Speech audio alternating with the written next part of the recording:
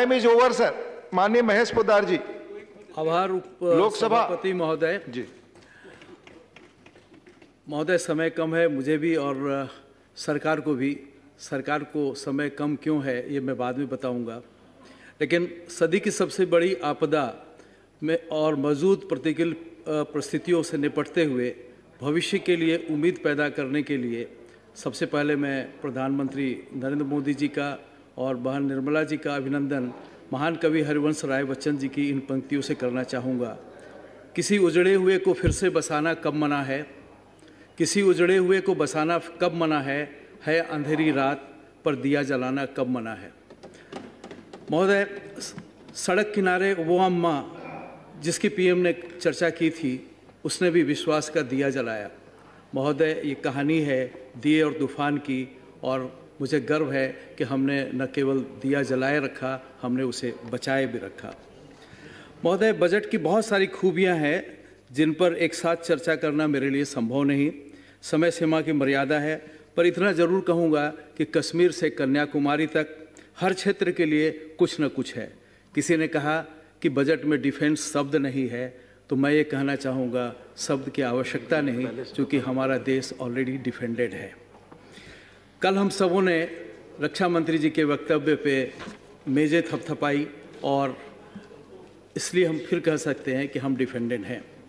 महोदय, इस budget of hope के मूल्यांकन का बेहतर तरीका ये होगा कि हमने काफ़ी विस्तृत में राजनीतिक पंडितों से अर्थशास्त्र और अर्थव्यवस्था के बारे में सुना, लेकिन हम अपने कुछ बिजनेस लीडर की सार्वजनिक टिप्पणियों को सदन के समक्ष रखना चाहूँगा। ये हमारी बहस को संपूर्णता की ओर ले जाएंगे।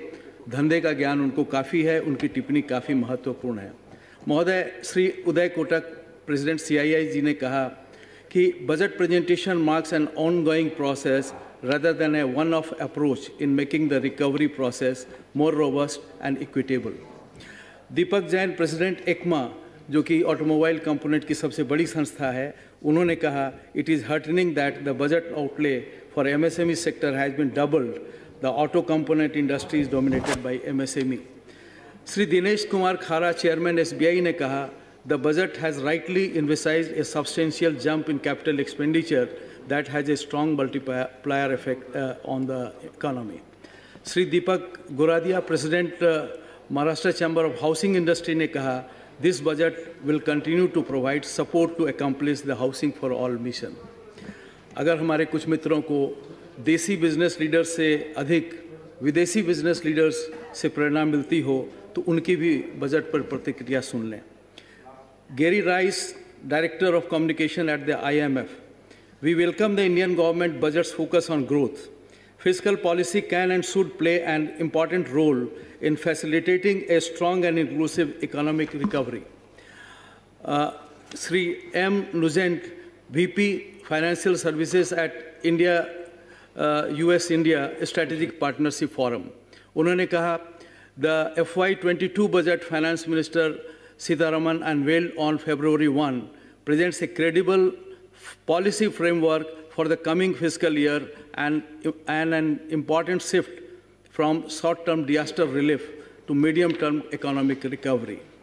The Wall Street Journal, महोदय, उन्होंने कहा, लिखा है कि call the budget's expenditure outlay ambitious, highlighting the importance of spending on infrastructure, road, health and education to bring the country back to the high growth. Their reportage claimed that stocks jumped on the news of budget as investors had not foreseen such a large expenditure outlay. Therefore, I would say that it's a budget of hope, ambition, future growth, health, better infra, and much more. We are springing back after a brief pause. It was not a pause, but it was a forced pause on us. We all know the wisdom of stock market pundits. They are not Harvard educated, but record Sensex, record Forex reserves completes the story for the moment, and the journey is on. महोदय, इस देश में सर्वहारा के नाम से राजनीति करने वालों ने सर्वहारा गरीबों को झंडा दिया, नारे दिए, पर जिन्हें हम पूंजीपतियों की पार्टी बोलते हैं उन्होंने उन्हीं सर्वहारा वर्ग को घर, बिजली, पानी, गैस भी दिया। और कोई इस तथ्य से नकार नहीं सकता कि आम आदमी की, गरीब आदमी की जीवन स्तर में काफ़ी ड्रामेटिक सुधार इन पिछले 6 साल में हुआ है। महोदय, हवाई यात्रा सुविधा में जो विस्तार हुआ, किसने किया? एयर इंडिया ने तो नहीं किया, निजी क्षेत्र ने किया। लेकिन हम लोगों के, कुछ लोगों का दिमागी दिवालियापन देखिए। आज भी चाइना के निजी क्षेत्र की प्रशंसा करते हैं, उनकी उपलब्धियों का गुणगान करते हैं, लेकिन अपने निजी क्षेत्र की उपलब्धियों की बात कहेंगे तो कहेंगे लूट लिया। हर धंधा करने वाला, वेल्थ क्रिएटर करने वाला लुटेरा होता है। इस संकीर्ण भावना से हमें महोदय निकलना पड़ेगा। वेल्थ क्रिएटर का समाज में सम्मान भी होना चाहिए। महोदय, जी समाप्त करना पड़ेगा, 2 बजे रिप्लाई। सर 2 मिनट में ख़त्म करता हूँ सर। हम तो बचपन से ये भाव रखते हैं महोदय कि हम सब भारत माँ के सपूत हैं। आज यहाँ पे कपूत और सपूत की बात हो रही थी। हम सब में भारत माँ का खून है। कौन यहाँ सपूत है और कौन कपूत है, कौन बोल रहा है महोदय, ये अधिकार उन्हें किसने दिया? महोदय, चूँकि आपने मुझे कह दिया है कि जल्दी करना है, इसलिए मैं ये कह सकता हूँ कि दरअसल महोदय, सरकार की आर्थिक आयोजना में जो फ़र्क आया है वो संस्कारों की वजह से है। दिल्ली में एक महत्वपूर्ण भवन है जिस सड़क पर है, पहले उसका नाम रेस कोर्स रोड था। रेस कोर्स यानी जहाँ लोग घोड़ों पर दांव लगाते हैं, अब वह सड़क लोक कल्याण मार्ग के नाम से जानी जाती है। नाम का यह बदलाव दरअसल उस भवन में निवास करने वाली हस्ती के उद्देश्यों और लक्ष्यों में भी बदलाव का सूचक है, और वह लक्ष्य पंडित दीनदयाल जी के एकात्म मानववाद अंत्योदय से प्रेरित पढ़ना नहीं। संघ विचारों से कई लोग चिढ़ सकते हैं, लेकिन महोदय उनसे चिढ़ने से कुछ बनता बिगड़ता नहीं। जो लक्ष्य अंत्योदय का इस सरकार ने लक्ष्य किया है वो सार्वजनिक है, एलानिया है, और इसमें उन्हें कोई संकोच नहीं, कोई परहेज नहीं।